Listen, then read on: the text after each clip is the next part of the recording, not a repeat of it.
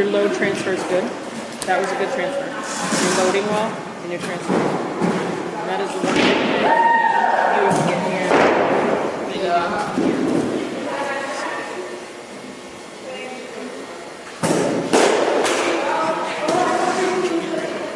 Between those two spots.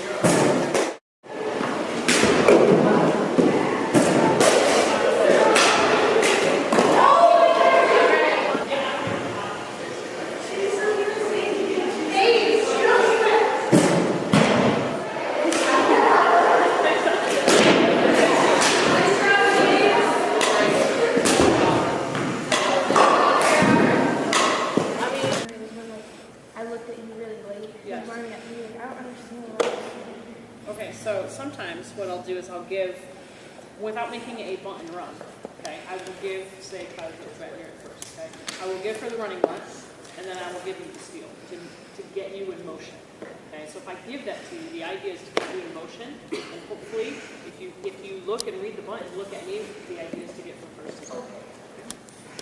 So stretch your legs out, you guys, the next 2 days. It's supposed to rain like this for 2 days. So tomorrow and Friday, 5 to 7.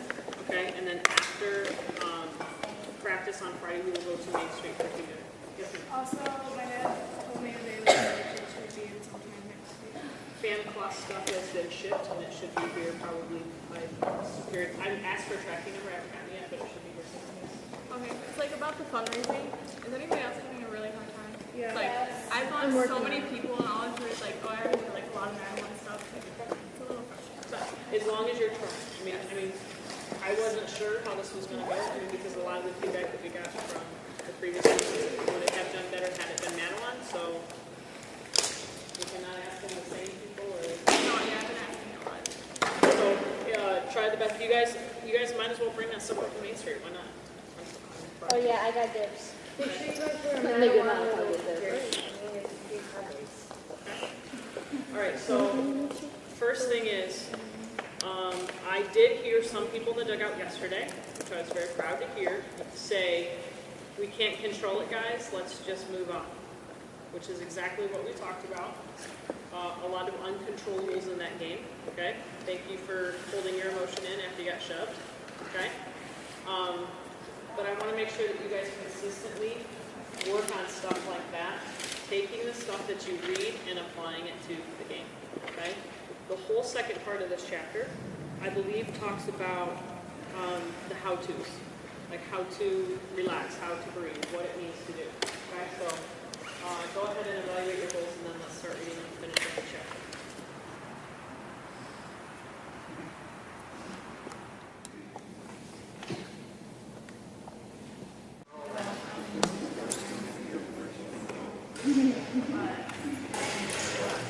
But I know that's really helped me because, like, back a couple of years ago, I used to get so nervous that, like, people said they could see me shake, like, while I was in the batter's box. Like, it was that bad. So, like, I started taking deep breaths, and, like, that's really helped me, is that sometimes I just need to stop and, like, really just take a deep breath and focus back on what I'm doing, and, like, it helps me feel confident. It really does.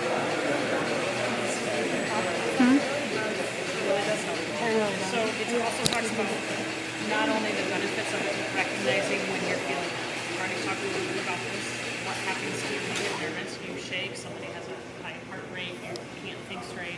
So this helps you get your mind in perspective, slow down your breathing so you can be in control of your performance, which then relates to what?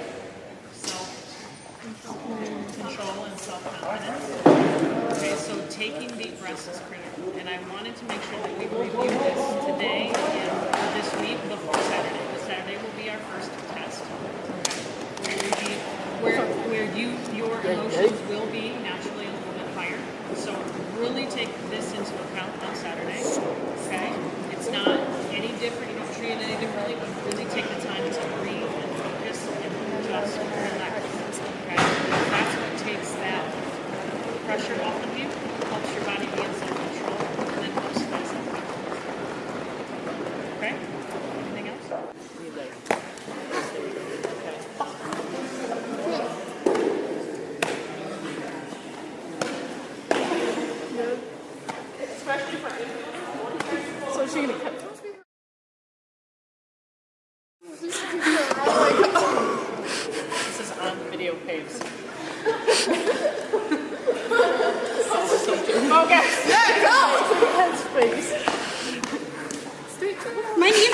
Okay, when you want to pull it all the way back, take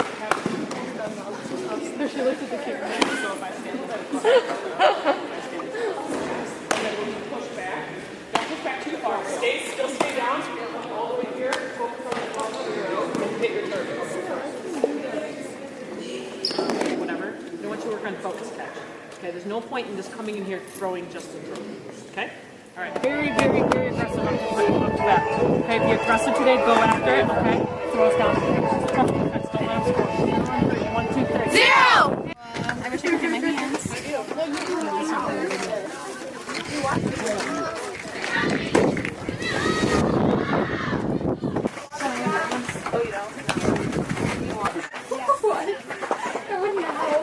Hey, you don't know the power of a hug. We enter 8.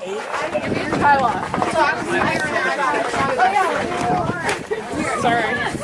All the traffic about it. Hey. That last pitch. Oh no, it's the same.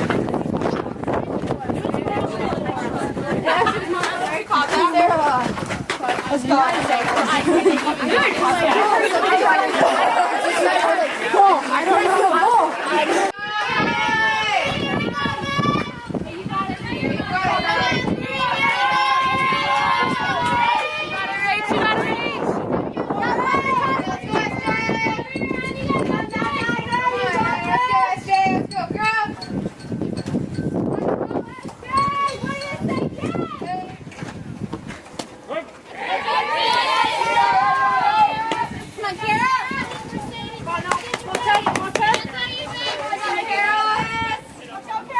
When you can.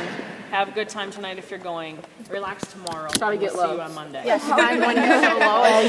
Team on 3, 1, 2, 3, team! Guys, if the WAP comes on. Okay. This is the deal. Okay, This is the deal. I'm ready. I will read this for you. If you focus, Okay. and we have a good conversation after. Okay. We're on page 47. What are we reading? I'm gonna close my eyes and focus and listen. Don't close your eyes, Jim. Okay, you guys ready? I can't picture what Are I. you guys ready? All right. First of all, did you evaluate your goals? Yeah. How is that going for you? Decent. Yeah? Okay, good. All right. Awareness is like an internal traffic light. Put it on vibrate. Vibrate. Serious discussion. Gosh, I just want to focus. Breathe. Okay, awareness. Awareness is like an internal traffic light. To help you understand awareness, think of it like a traffic light inside your body. When you are driving, a traffic light tells you what to do as you approach a potentially dangerous intersection. Green means go, continue with what you're doing. Yellow means caution, and red means stop. Awareness is different from thinking. It is more like a feeling or sensation.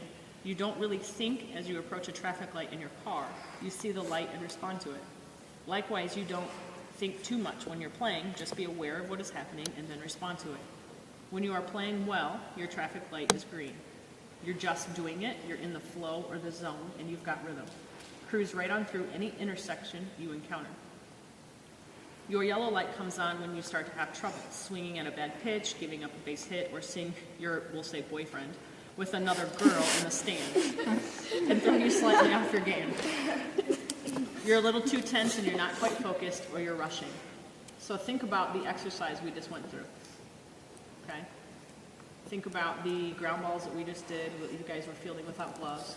At times, did you feel like you might be rushing and you're not thinking about and just in the zone or in that flow?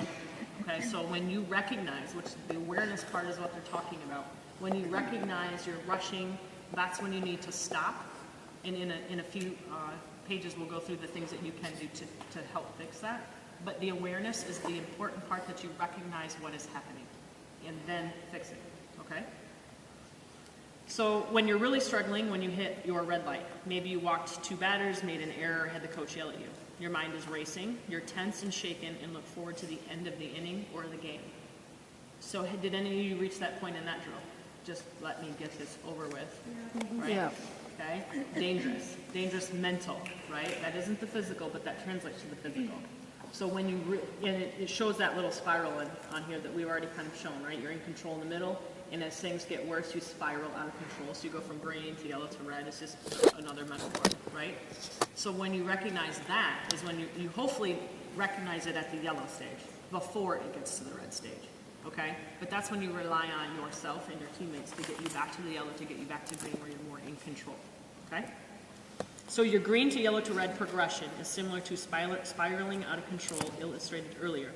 As pictured below, the green light means you're in control, you're centered and balanced, you're getting off center when your yellow light comes on, and you're in the early stages of losing control. You've lost when the red light is on. So when you get to the red light, it's too late, right? So recognize and awareness is really important. So first box, learn to recognize when you have a green light and when you don't.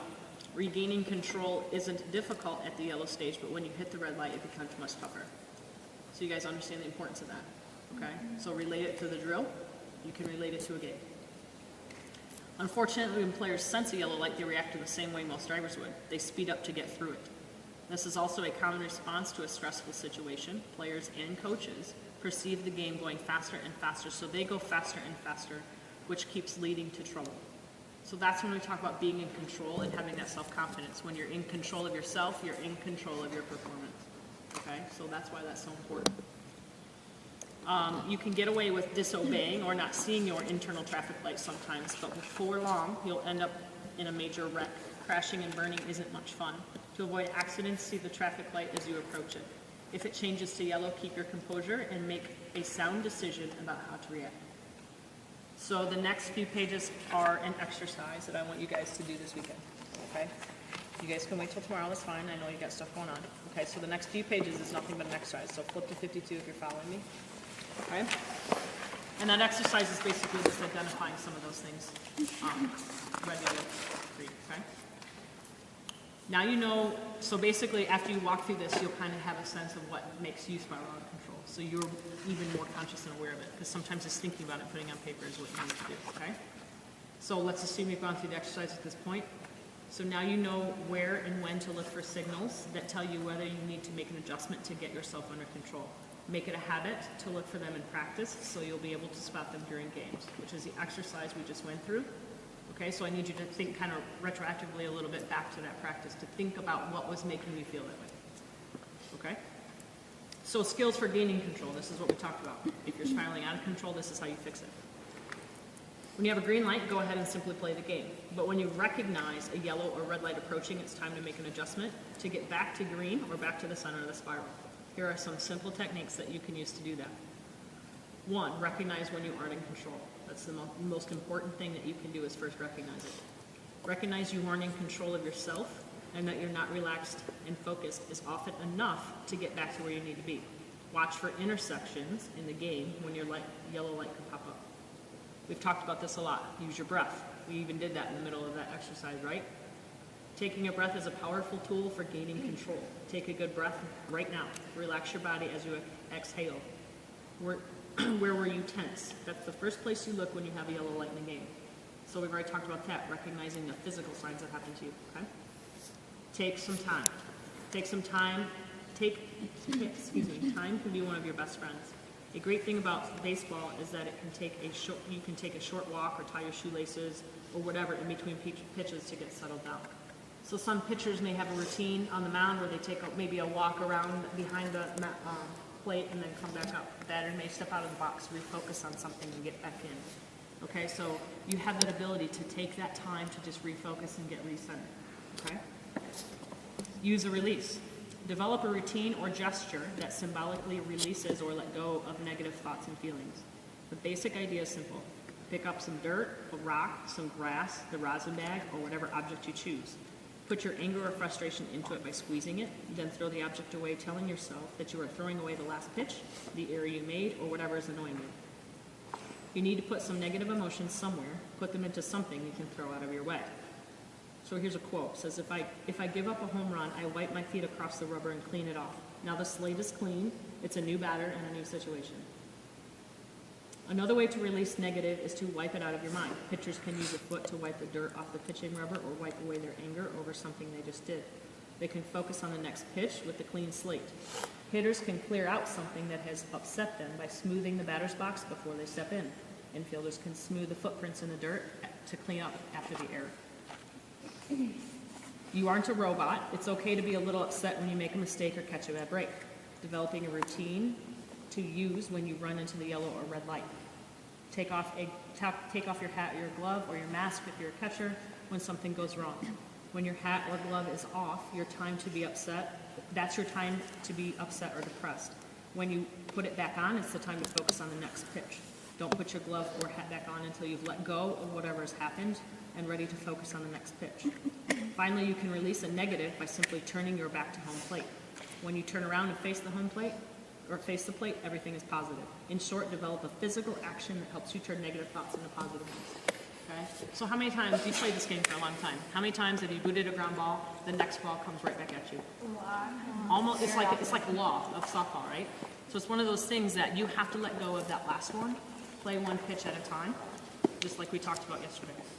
That's what's really critical. Yes, ma'am? Like how it reminded me and my dad were watching the Phillies play. I don't know what team it was, but one of the batters from the Phillies hit like this hard like ground ball to the second baseman. And he did a good job of just stopping it, but then he like bobbled it. And then the next hit went to him and he bobbled it again. So it was like the last play was still in his head, which caused him to bobble the next one. Absolutely. And it's sometimes difficult to do, but this goes back to some of the previous chapters and everything we've talked about, mostly for the last 2 years. Right? It just like shows that like even like older like Right. like the pros Professionals. make mistakes too, and Right. you just have to learn how to go with it. Absolutely. Another one that we've talked about often, I think I've talked to Nicole about this a lot, and even Kyla especially, pick a focal point, okay? Some external object, the bat, the scoreboard, or something like that. Many players pick a focal point in the ballpark before the game begins that helps them gain control during the game. It could be a sign, a flag, a place in the outfield fence, or anything that you know will be there throughout the game. Make it something that reminds you of all the work you've put in to get to where you are today.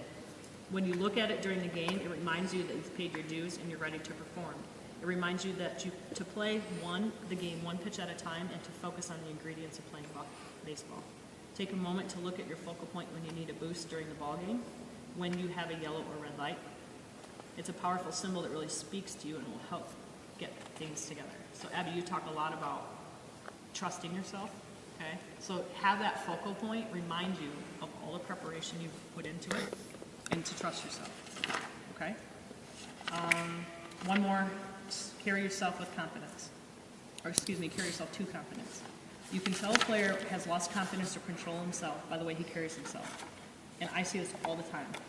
I know by your body language whether you're going to go up and get a hit when you're in the box or not. I can tell body language instantly when you're confident and when you're not. And when you are not confident and your body language shows that, you won't get a hit. It's just simple, right? So the body language shows, and the pitchers feed off that. You guys know. You guys can see the confidence in the batter too. Okay? So make sure that you always have confidence and carry yourself that way. Hitters in a dry spell often shuffle around with their shoulders hunched down, heads down, and chests sunken. This is probably where the term slump came from. A simple and effective way to regain control and carry yourself is as if you were extremely confident and in control. Thinking confident thoughts makes you feel confident. Carrying yourself in a confident way does the same thing. Okay? So remember that whole fake it till you make it. Even if you aren't confident in yourself, think about it, but also carry yourself that way. Okay? Dennis Eckersley, whose records set as a closer have earned him a reputation as the man in Oakland bullpen, uses the approach when he comes in and doesn't feel like the man. You fake it. You do. The next thing you know, it works. You can't let on that you're not throwing well. There's a body language. I really believe it. You still got to act like you're the man. You can't fake a good fastball, but I'm saying that, but you have to give the impression that your stuff is on all the time.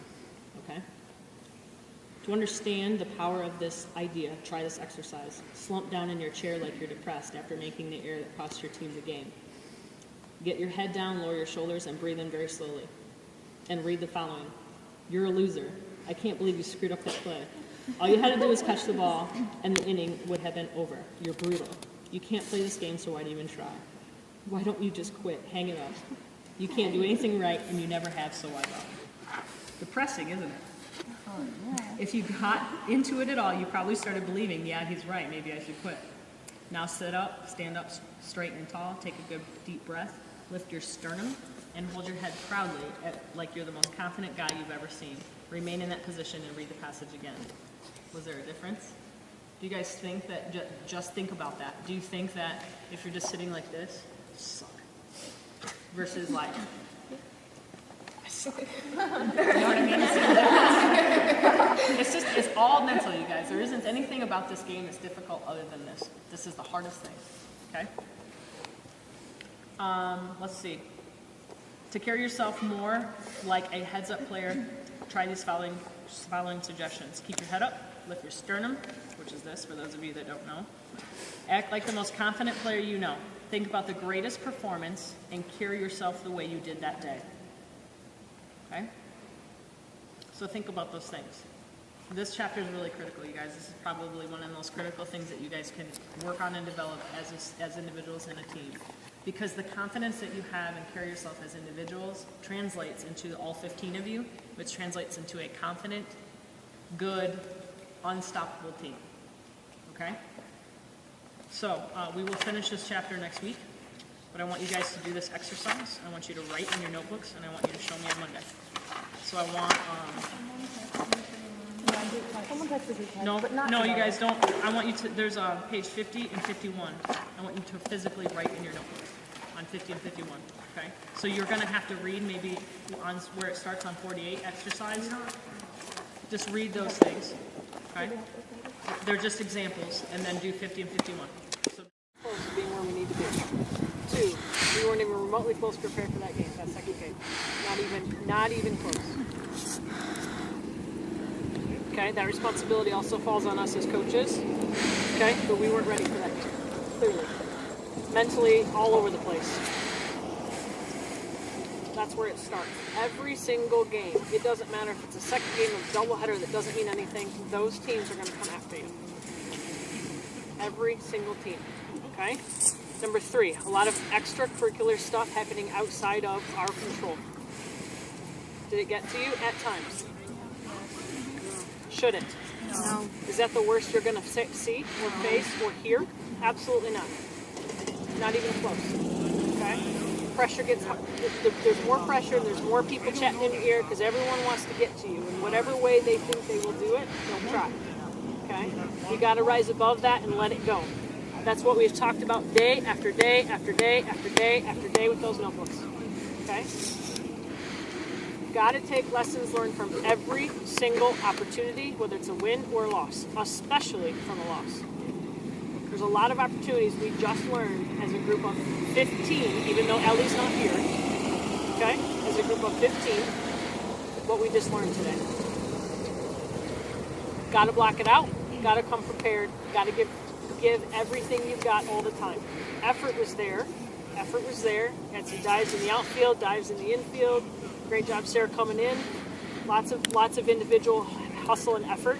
That's good. The focus was not there. All the time, 100%. Not even close. I know it's difficult when we're not playing a lot of games, but every single other team is in the exact same boat.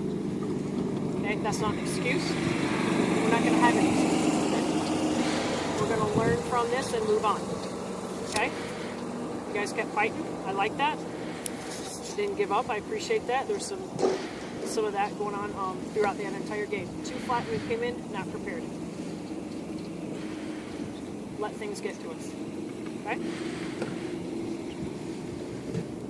Learn from today and use it for tomorrow. Okay? Yep. You guys are going to get excused at 2 points from the circle drive at 2:30. 2 excursions. Okay? You better ice tonight. Ice back. Okay? You should ice your arm. Okay? All of you actually should ice your arm. Okay? Take care of your bodies. Get some rest. Okay? Here we go. Come back ready to fight. Hey, here we go. Sarah. Nice job, Sarah. I called it. Just letting you know. Teamwork makes the dream work on 3. 1, 2, 3. Teamwork makes the dream